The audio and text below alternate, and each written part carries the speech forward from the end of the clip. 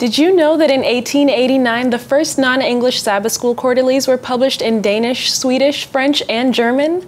Hi, I'm Joy Chikwekwe, and welcome to Ask the Author, a weekly show where select individuals have an opportunity to question the actual author of the Seventh-day Adventist Adult Bible Study Guide. The author for this quarter is Dr. Keith Augustus Burton from the School of Religion at Oakwood University, who has written on the topic Christ and His Law. Joining him today are Mujah Gaye, a student of the School of Religion at Oakwood University, and the Director for Multicultural Affairs for the City of Huntsville, Kenneth Anderson, who teaches Sabbath School at Huntsville's First SDA Church.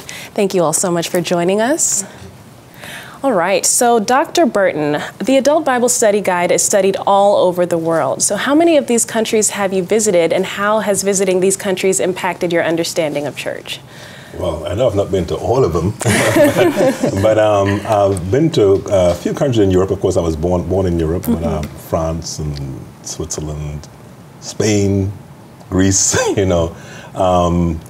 Let me see, the African continent, Ghana, Kenya, Tanzania, Uganda, Zambia, Botswana, Zimbabwe, South Africa. I love South Africa. I love all of it, you know. But South Africa, especially Cape Town, absolutely, you know.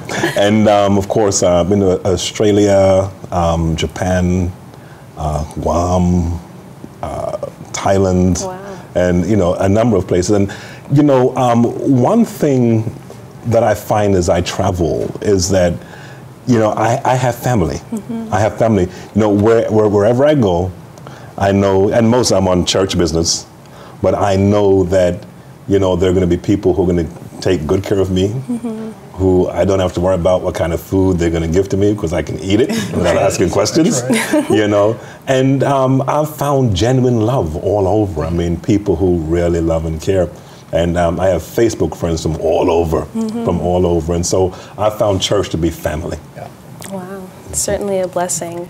All right, so our topic for this week is the apostles and the law. So can you give us a brief synopsis of what this lesson is about? And of course, to our guests, we'd like to include you in this conversation. So if you have any questions or interjections, just feel free to jump in at any time. Okay, this week we're taking another look at the notion that somehow the New Testament teaches that law is no longer relevant. And so we're going to take a look at what Christ's apostles, those who knew him, you know, said about law. And that's the basic theme for this week. What does the New Testament say about law and the relevance of law in the life of the Christian? Okay, so on Sabbath afternoon, you start off by talking about some of the arguments that exist against God's law, despite all of the evidence that we have of how valid it is. So can you give us a little bit more insight into that? Okay, you know, every now and then I share a little bit of the original manuscript. And in the original manuscript, I actually started out with the proverb, don't throw out the baby with the bathwater. And what I found, and of course I have a lot of friends, a lot of close friends, and who you know, have a different idea about Christianity than I. And you know, I preach in a lot of their churches, etc. You know, so very, very close friends. But usually, when the talk of law comes up, there's a lot of anger towards why do Adventists keep the law, etc., etc. But however, the baby bathwater thing, usually it's not the law that's the problem.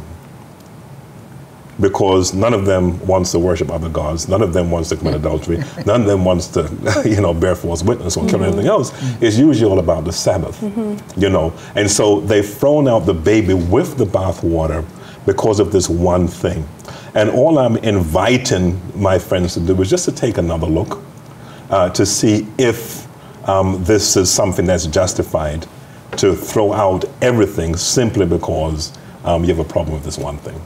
Okay, well, Sunday we're starting off with Paul and the law. Of course, this week we're talking about the apostles and the law, and the first one is Paul. And you start off by talking about how he's often looked at as the founder of Christianity. So why is that believed to be true, and what actually is his role in relation to the law? Well, we do know that Paul was definitely one of the most vocal spokespersons for Christianity. Of the 27 books that we find in the New Testament, he wrote 13 of them. And there are many people, particularly scholars from what we call the age of Enlightenment, who believe that Paul introduces sort of a different Christianity than Jesus, than Jesus led. So it was more of a philosophical type of Christianity, more of sort of an anti-Jewish type of Christianity. And anti-Jewish then would be anti-law, But as we look at the writings of Paul in totality, in context, we see that he is not as, antagonistic towards law as some actually believe. Yeah, I found it very interesting also to study this lesson in this particular day. It's a question I had. I wanted to get a little clarification on. There's a common belief that because of grace, we're not bound by the law. Right. And many people will say that, the law is done away with. Grace covers everything, and they feel a freedom to do what they want. Yes. Feeling that they're covered by grace. Help us understand the relationship between the law and grace. Okay. Now, I'm glad you raised that, Kenny, because this, I think, is the question when it comes to how, Adventists relate to other Christians. Because many Christians feel that we just have it wrong. And I'm not saying, no, you have it wrong. But what I'm saying is, okay, come, let's look at this again, And Paul is usually what's the word? The chief witness? What do we call it? The star witness. Paul uses the star witness. And texts like Romans chapter 3, verse 28, for instance, therefore we conclude that a man is justified by faith apart from the deeds of the law. Texts like, was that Romans chapter 6, we are not under law, but under grace. Galatians chapter 3, and it's talking about the law being our schoolmaster until Christ came. But now that Christ has come, we are no longer under law. And of course, when we look at these texts, barraged one by one, we're saying, oh my goodness, my goodness, my goodness. I mean, it seems strong. But there's a text, I think it's in Proverbs 17:18, if I'm not mistaken, which says the first person who speaks in court sounds right. Until the cross-examination begins. Okay? And so, for instance, when we look at Galatians chapter 3, we see that although the law is seen as the custodian, Paul is very, very, very, very clear in verse 21 that the law is not against the promise of God. He says, is the law again against the promise of God? God forbid. For if there had been a law which could have given life, verily righteousness should have been by the law. So the law is not against the promises. But the function of the law was never to fulfill the promise. It's to point out sin. And we can go to each one of these. In Romans chapter 6, for instance, Paul says, should we sin then because not under law? And he said, God forbid. How can we not know sin? How can we know sin if we're not for the law? And so every single text that is used, and in fact, in my book, I have a whole section on this. Every single text that is used to say, Paul says the law is bad, law and grace are opposed to each other. We can look just a couple verses down and see everything coming together. And so law points out sin, lets us know that we are unrighteous. Grace says, but you can be righteous. That's very good. I know when reading Paul, I feel like one of the thing that gets people in the mindset that Paul is against the law is primarily because they don't have the concept that during the time period when the letter was given to the churches, it was read in its entirety. So there is no pointing just particular scripture to back up your point, but they have the whole flow of thought of the author that presented to the recipient. So that's one of the things that people have an issue with, is just proof texting and just taking things out of context when the whole context needs to be considered. Wow, it's interesting you raise that. Have you read my dissertation? Because actually, no, that was part of the theme of my dissertation. I looked at Romans 7:1-6, where many people believe that Paul is saying the law is dead. Right. And what I do, I take a rhetorical approach, because that's what you're talking about, a rhetorical approach. These books were not written to be read, but written to be heard. Right. And so as such, when we read them in that way, sometimes I encourage people to read things aloud, then we're not piecemealing stuff. That's right. And when I look at how Paul uses the term law, I look at it in the various units. that are used and say, so it may sound negative over here, but it sounds different over here. So how do you harmonize all that? But you're right in saying that when you read sort of a proof text piecemeal way, you can prove absolutely anything. That's right. You know, I'm sure you guys are familiar with the story of the guy who said that every morning he wakes up, he lives by the first text he puts his finger on, and he woke up this morning, put his finger on the text, Judas went out and hanged himself. Oh, you know, and he says, oh Lord, let me do this again. And he went to another text, says, go and do likewise. He said, oh my goodness. And he looked for a third text, okay, God, 3 times. And the third one says, what thou doest, do it quickly, you know? And when it comes to Bible study, it's important that we look at things in context. Yeah. Right. In context, because we can take a text from here and there. And I'm speaking to not only my first day brothers and sisters, but to Adventists too. That's right. Because I believe the story I have at the beginning of this chapter in the companion book has to do with how there are so many Adventist legends out there that have no grounding in the Word of God, no grounding in historical fact, and we have no right to talk about others twisting And turning. the Word for their purposes, when there are sometimes we do the same.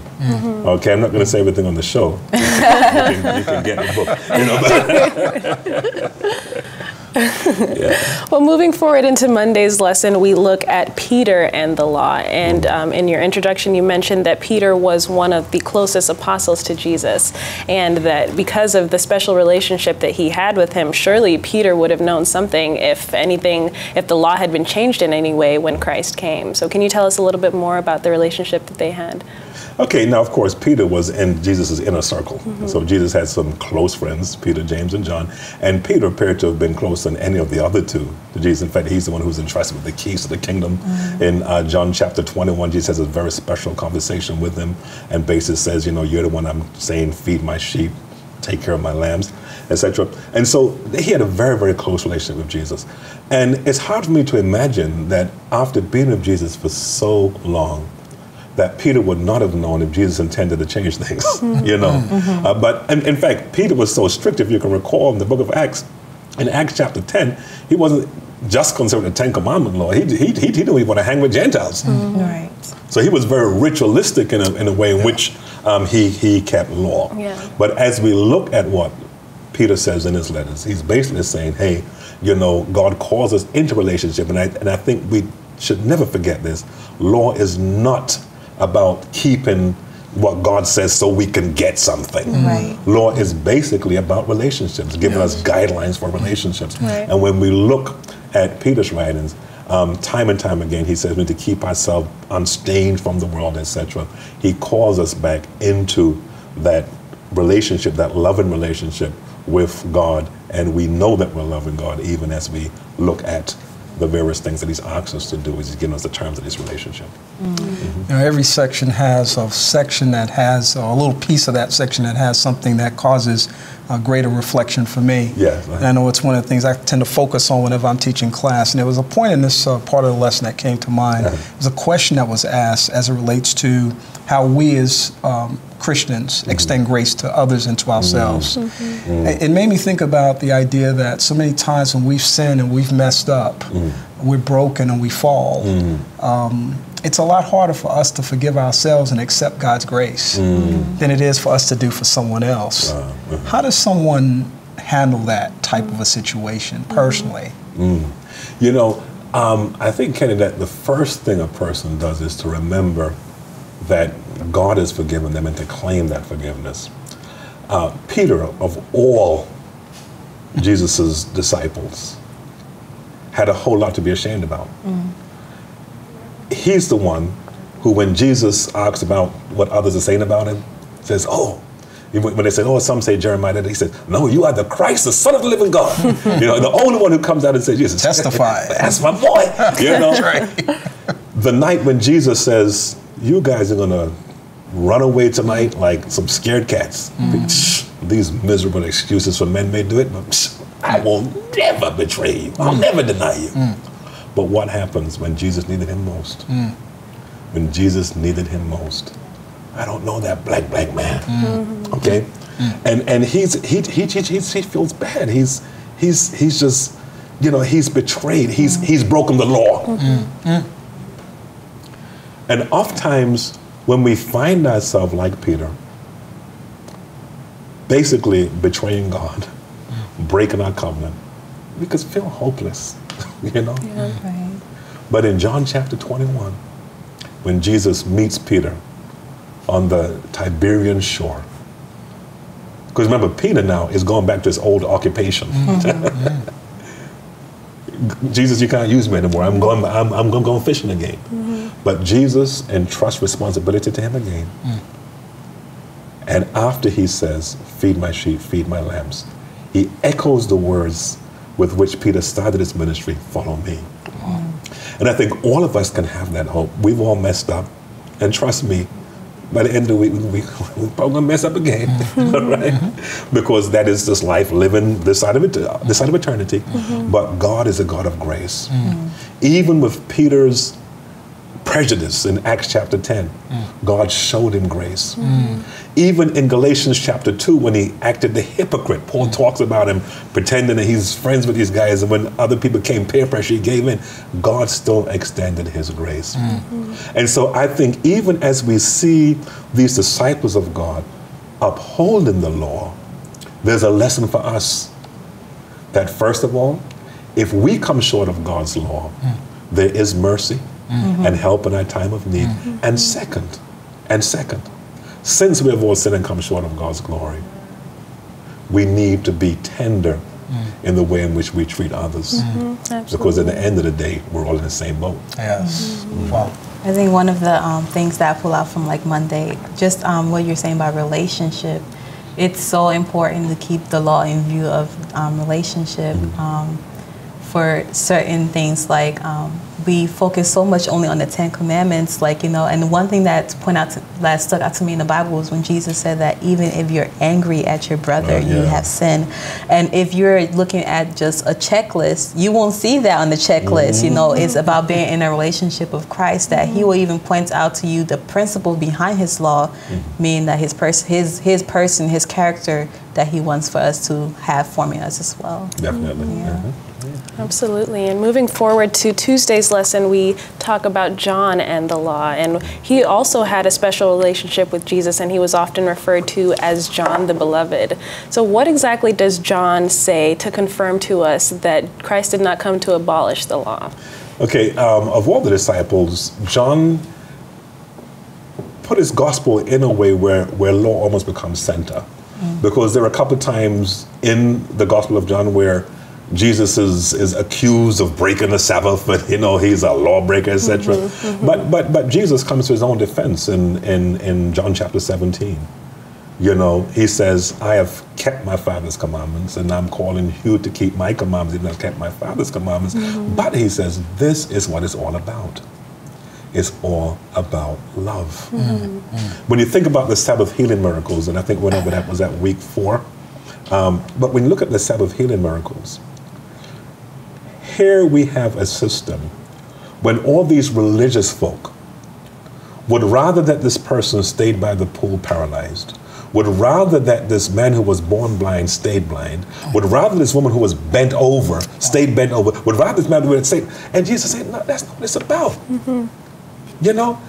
If you're thinking that I'm breaking the Sabbath because I'm restoring health to these people, you don't understand what the commandments are all about. They're about love. It's a call to relationship. And when we look at John, not only in his gospel, but also in his epistles, he writes 3 epistles. A new commandment I give to you, that you love one another. He says, by the way, it's not new. It's really old, but it's new. We never heard it like this, in the book of Revelation. Again, written by John. The whole notion, blessed are those who keep his commandments, for they may have right to the tree of life. And there are many people who look at those words and say, the whole checklist approach.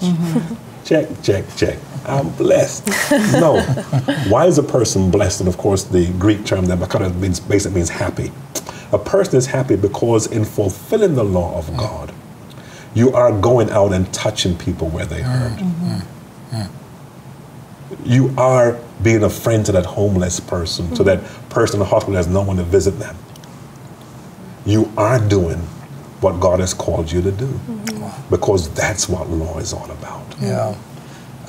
This was another meaty part of the lesson. And I love John's writing because I love the way he focuses on love as a central element in our lives and our relationships, especially as we relate to the law. We respond to the law based on love. We're obedient to the law based on love. And when we have that kind of understanding and acceptance, we have a much better relationship as a consequence of that. My question was that since the law requires us to love God and to love others, and even to love ourselves, the concept of self-love for us is often difficult. And I just wondered what you might have to say about that based on this whole notion of how love is such a core principle in our relationships. Now, I'll start out by talking about a song I used to sing. I know it's not the song that never ends, that goes on and on, my friends, but it's a song, I used to sing as a kid in Sabbath School, and I never taught it to my children. It says, Jesus and others and you, what a wonderful way to spell joy. Jesus and others and you, in the life of each girl and each boy. J is for Jesus, for he takes first place. O is for others you meet face to face. Y is for you, in whatever you do, put yourself last and spell joy. And I thought about it, I said, well, it sounds good. But Jesus says, love your neighbor as you love yourself. If I have no healthy love for myself, how am I going to love my neighbor? That's it. And there are too many people in destructive relationships who say, oh, you know, God told me to love others. But you're supposed to love yourself too. Yeah. And in abiding by the law of God, I think self-love is a part of that, because there's like self-preservation too, right? I mean, 1 Corinthians chapter 15, Paul says, if there were no resurrection, or if there were no reward, then, hey, let's live by the principles of the kingdom of Satan. Let's eat, drink, be merry, for tomorrow we're going to die. So just party hard like it's what, 99. But however, we are being called into this loving relationship, and it does not exclude us. Okay, we must have a healthy love of self, because we cannot love others if we don't know how to love self. I totally agree with that. Thank you, sir. Absolutely. Wednesday's lesson talks about James and the law, and this is interesting because James was actually one of Jesus's brothers. So can you tell us a little bit about what extra insight he might have had in you know, because of the fact that he was actually related to Jesus? Yes, as a brother of Jesus. Of course, it's church tradition, but we believe that is actually, because I remember one time in class, you know, I tell the students, make sure that all your answers are grounded in the Word. And you know, one student said, okay, you said James is a brother of Jesus. Where in the Bible does it say that? You know, that this James is a brother of Jesus? Now, of course, we know that he did have a brother called James. He did have a brother called Joseph. He had a brother called Jude, called Judas. But, however, the point I'm making here is that here is a brother of Jesus who would have lived with him. I mean, Jesus was home, at least as far as we can see, for like 30 years. Yeah. You know, he was home for a long time. My mom would have probably, you know, said, you know, I'll pay for your apartment, son. You know. So he was home for a while, and so he had to have some time with his brothers. You know, at first we know they didn't believe in him, and after a while they come to believe in him, and so they become his disciples. And surely, if there was something that Jesus wanted us to know about his law being done away with, he would have spoken to James. But when we look at James, James is very strong when it comes to law. One thing I like about James, though, is that he puts law again in context. Because in James chapter 1, he speaks about pure religion, undefiled, taking care of the widows, the orphans, and those who don't have. When he speaks in the context of law, he speaks of it in faith and works. And he doesn't say, when he talks about works, okay, the person who eats the most veggie patties, that's the person. No. He says, when he talks about faith and works, if you see someone hungry and you say, I'll pray for you, what is that? You know, feed them. And in so doing, you are fulfilling, he says, the royal law of liberty. And he actually tells us, some of the commandments from the royal law, which come straight from the Ten Commandments. So he knows exactly what he's talking about. So again, love is the fulfilling of the law. In other words, when we do for God what he wants, or when we do for each other what God wants to do for each other, we are indeed fulfilling the law. And James, the brother of Jesus, is very clear that the law is still relevant, because that's what governs Christian relationship. And that's what helps other people to know that we are a people who love God and work for him. And James had a very pragmatic approach to love. It was very clear, very simple. If you had any questions about what that meant, he said, this is what you do.